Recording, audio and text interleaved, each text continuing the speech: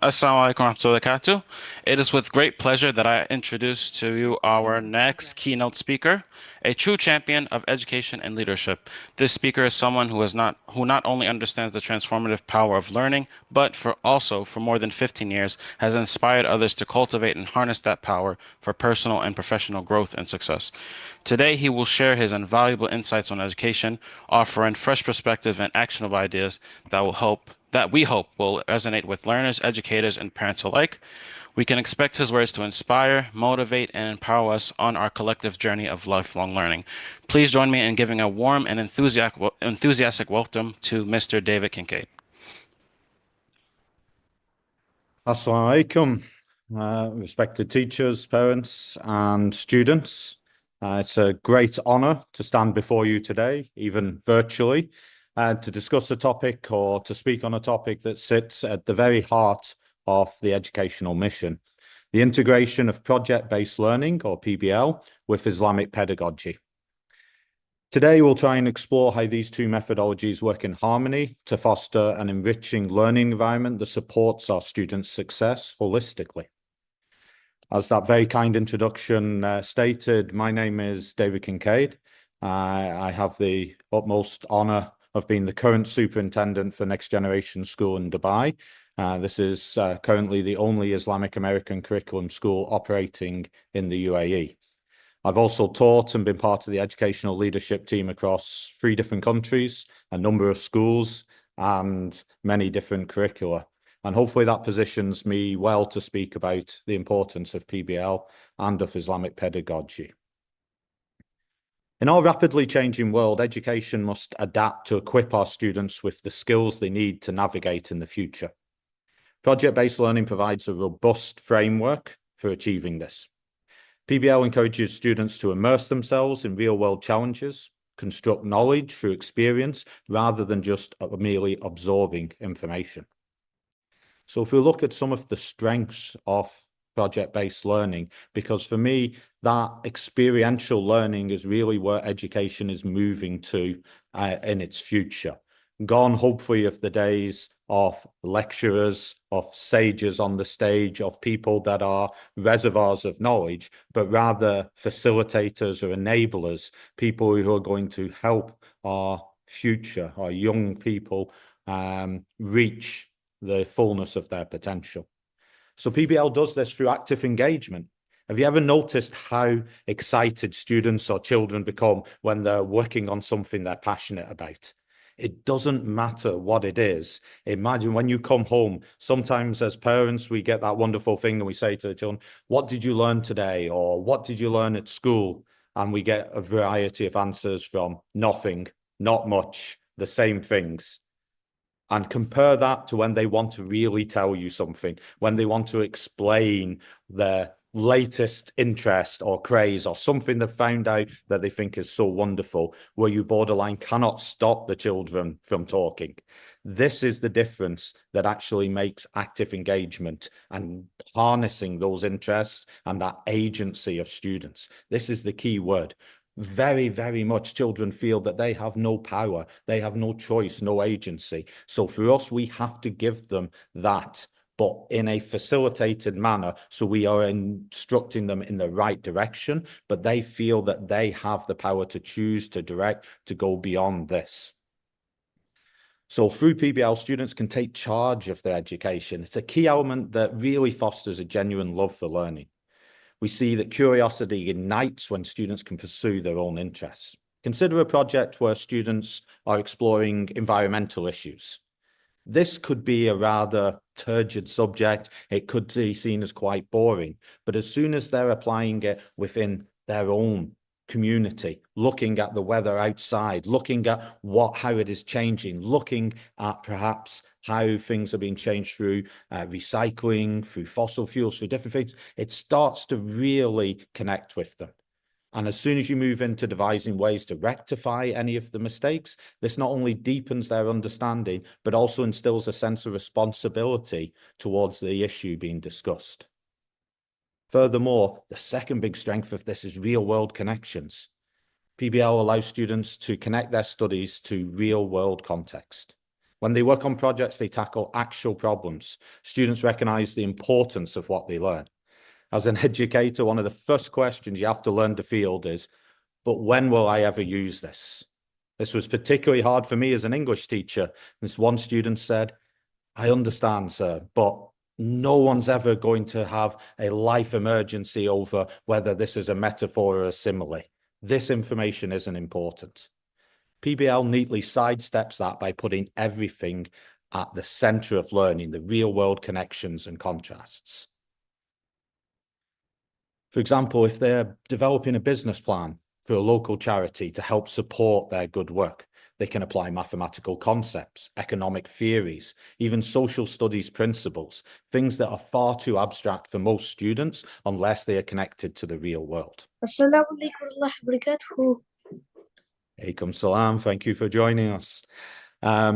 So you're looking at how their learning solidifies knowledge through practical application. It makes education meaningful and relevant. Furthermore, PBL really looks at collaboration and teamwork. More and more so in the future, and in the present, we are moving towards looking at these soft skills as key components of success. If we are not able to work together, no matter how smart, how strong the individual, then they are unlikely to be as successful as if they were a member of a wider team. So it almost makes it crucial for students to learn how to communicate effectively, respect diverse perspectives, and solve problems together. And picture this, we've got this fantastic opportunity through this school where you might look at students who are collaborating on a project, bringing unique insights and experience. They not only might not be working together in the same room, they may not even be in the same country or the same continent. So imagine those different perspectives, the richness of that knowledge, and also the skills of being able to connect and learn from one another. And this really, for me, is also such a fantastic example of how PBL will work in line with our Islamic principles, because, of course, this resonates with our Islamic values of unity and brotherhood, that building of the community of the Ummah. Finally, for PBL, you're looking at critical thinking and problem solving. Now, almost every student has access to more information than their teachers could ever possibly know. The advent of the internet and mobile phones means that students have access to equations, formulas, facts, and figures. Teaching is no longer the passing of information from teacher to student or the memorization of particular things. It must now move to application. If students cannot critically think and apply their knowledge, then they are going to be passed by in this world because we have so many repositories of knowledge that can be accessed. So in PBL, they must research, brainstorm, test their ideas. It encourages them to think critically about real issues and provides a safe space for them to experiment, make mistakes, and learn. And that's incredibly important so we can take that out into the real world. So this is the strengths, or these are the strengths of project-based learning, which is really, for me, the future of education as we move towards this application, this agency for students. And it also helps in developing people who will be agile, who will be able to adapt to future jobs that educators like myself may not even be aware of, that may be coming in the future. We must prepare them for that uncertainty. But then how does that work in terms of Islamic pedagogy? And for me, as many people think that, strangely, education and Islam are separate, we see and we know that our faith has them entwined, that this is a central part. In the same way, PBL fits so well with Islamic pedagogy because many of the tenets overlap. If we look first and foremost, value-based learning. Islamic pedagogy naturally incorporates values such as empathy, respect, integrity. These moral frameworks serve as a guiding light for students throughout, and these should be at the heart of their projects. When we are developing them, we are looking for how to make our immediate community and the wider world a better place. We're looking at how we can bring that together through adherence and practice to our faith. So if you imagine a group of students working on a service project to assist the less fortunate in their community, As they carry out the task, they embody values of compassion and charity that are central to Islam. Such experience solidify their understanding of Islamic principles in tangible ways. And we all know as parents, sometimes it can be very hard when we say to the children, this is what you have to do. But really, it is through action, it is through repetition that we see this. This, for me, is honestly what brought me through in my journey to Islam. Of course, it started when I was based in the UK, but it truly formed or coalesced during my time in Saudi Arabia. When I was surrounded and welcomed by more people than I ever have been anywhere else in the world. And this was not just Saudi people. This was people who'd come with a shared faith and shared belief of how we should act in one country. The opening of their hearts, of their homes to me, was what really led me to investigate, to find out, to experience Islam. And alhamdulillah, what led me eventually to reprising my role and accepting of Islam into my life. This idea, this experience is what we want to give our kids. Even though they already have such a great start, we want to solidify that so they can really see Islam in action. Islam also promotes the comprehensive development of mind, body, and spirit, a holistic development, if you will.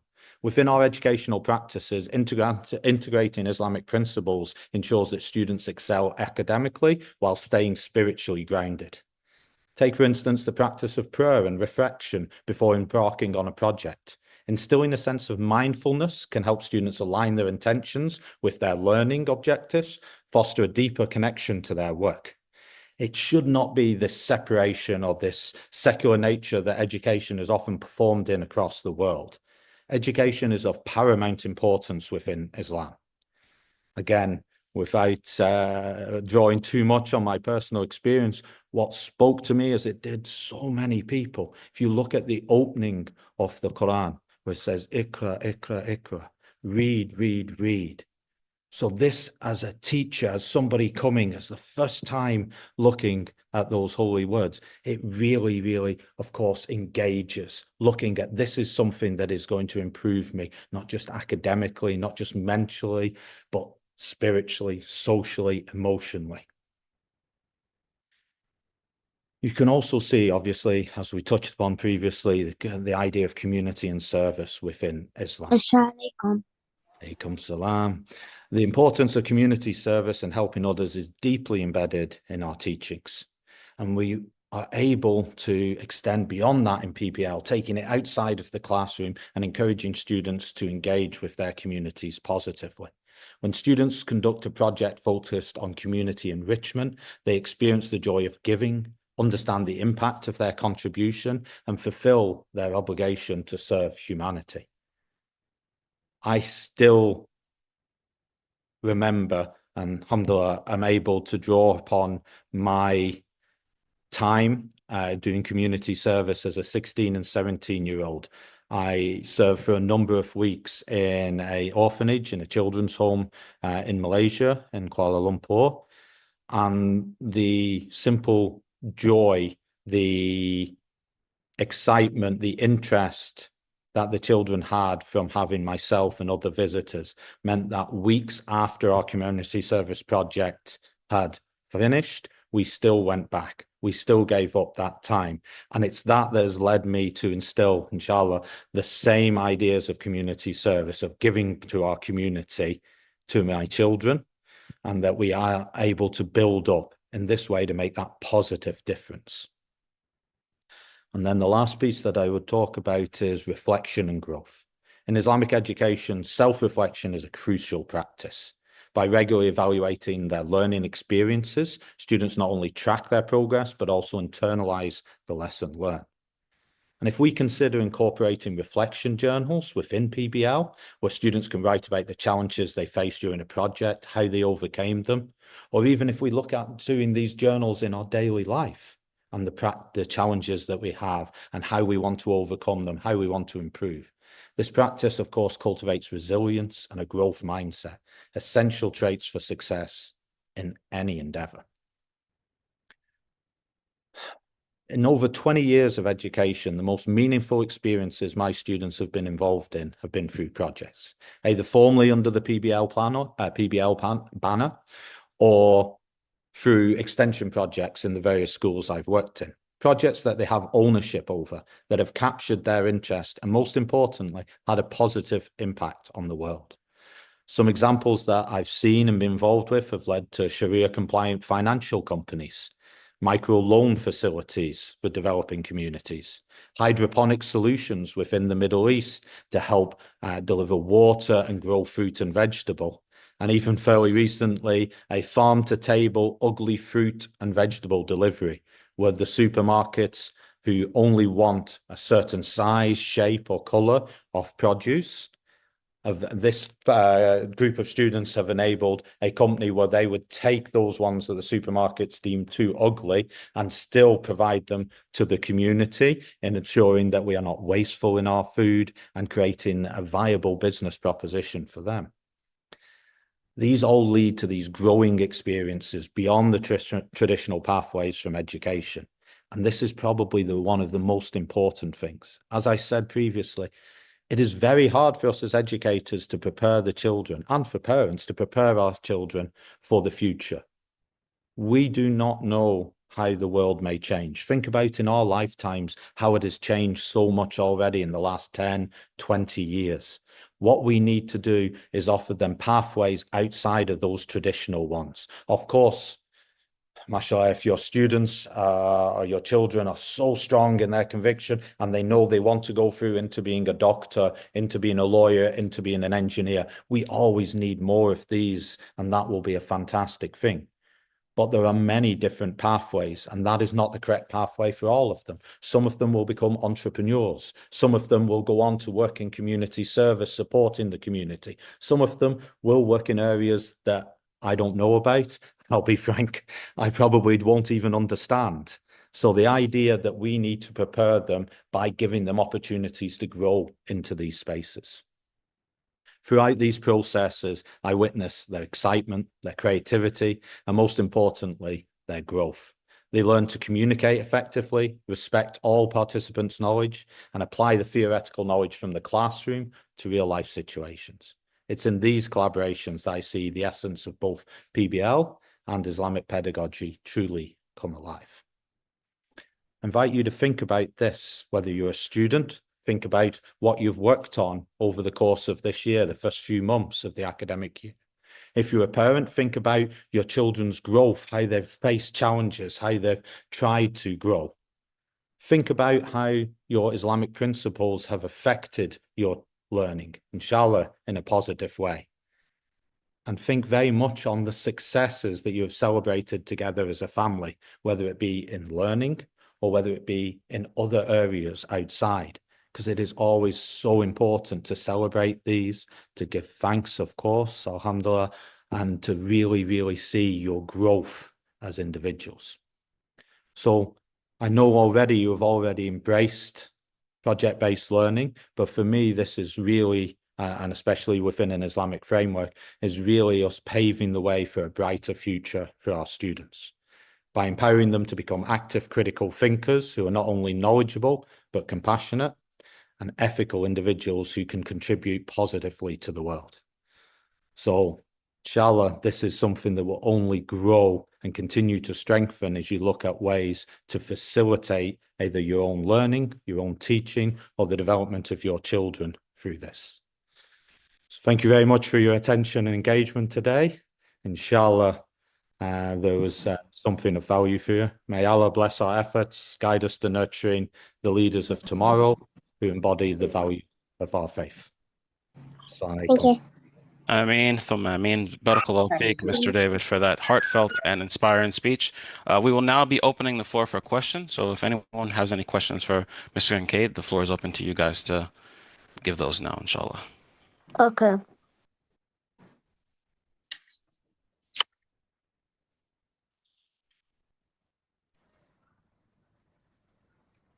Yes, Al-Magdad, go ahead.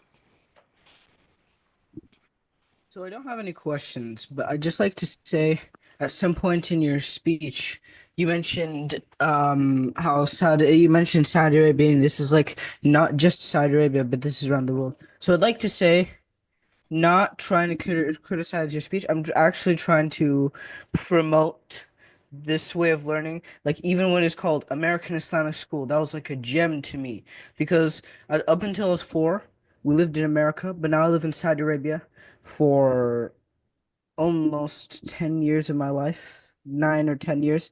So over here, no one cares whether or not you're Muslim. But if you're in America and you live in America, Muslims who come together, you feel stronger because you're in a community. You feel that you're in a special community. Just like here, if there's someone who speaks English, you feel like you're in a special community of English speakers. So I just want to say that this is an amazing school, and this is basically what it does. Just online, that's the only difference. It just brings kids together, makes them feel like they're in a community, and makes it stronger than if it's something common. Yeah, look, I spent over 10 years in Saudi. I have spent time in America, although more in the UK. And you're right, wherever we go in the world, that feeling of community is incredibly important. And drawing that together, the fact the school's able to do that is a fantastic thing. And hopefully we do it all under the umbrella of our shared faith as well. It gives us pretty much one of the biggest communities in the world, which is fantastic. And the idea is that we can draw strength from that as well. But you're right, the idea that we have that shared basis, and you should feel special. You are special, and this is it. And if we are able to bring that together in a community sense, it's only going to strengthen any of the work, any of the learning that we do. So yes, I agree completely. Next up, we have Selma. Assalamu alaikum. I would like to say a speech because, not a speech, but I would like to say how happy I am in this school. Because in this school, I lived in Saudi Arabia my whole life, but I am half American and half Palestinian from my mom and dad. And my life here in Saudi, I've never had someone in my neighborhood. I've never seen someone speak English, but in this school, I'm happy to be in a school where someone understands me and speak English as much as I do because my first language is English. And to be in this school and someone understands English as much as I do, I feel so happy.